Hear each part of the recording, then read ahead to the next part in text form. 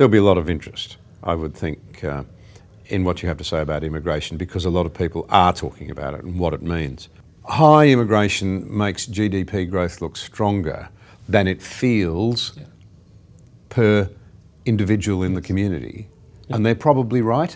Well, they are right. In fact, the data show that under the Howard government, GDP per person rose at almost 2.5% a year, which admittedly is a very rapid pace. Normally, that was an extremely good general outcome.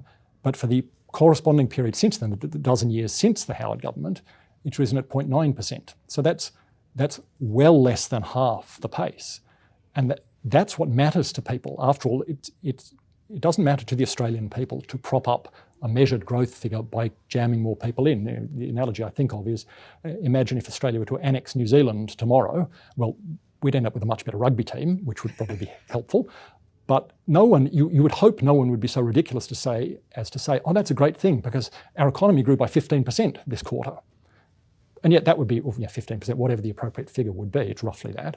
No one would be saying, isn't it fantastic, what a great growth outcome. And yet, in a sense, that's actually what we've been doing, albeit slightly more slowly, over the past dozen years, even for a time before that. Over the past dozen years, we've taken in about 2 Adelaide's worth of population. We've taken in, if we keep the same pace of immigration going for another 7 or 8 years, we will effectively, in the space of 2 decades, have taken in an entire New Zealand population in the space of just 2 decades. An entire New Zealand population just in new immigrants, leave aside the new children that are then born to those immigrants and so forth. So that's fine. That may or may not be a good thing. You can argue about all the pros and cons in terms of all the cultural, social, economic, other implications, but you should never say it's a good thing just because measured GDP has been increased as a result of that.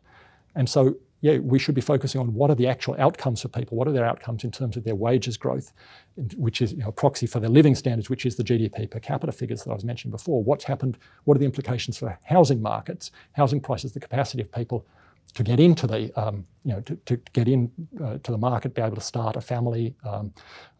Again, one of the reasons that's often advanced for why we need this extraordinarily rapid immigration program is to prevent ageing of the population, because immigrants tend to be, on average, our immigration program is skewed to be people typically in their 20s and 30s, and so they are younger than the average of the population.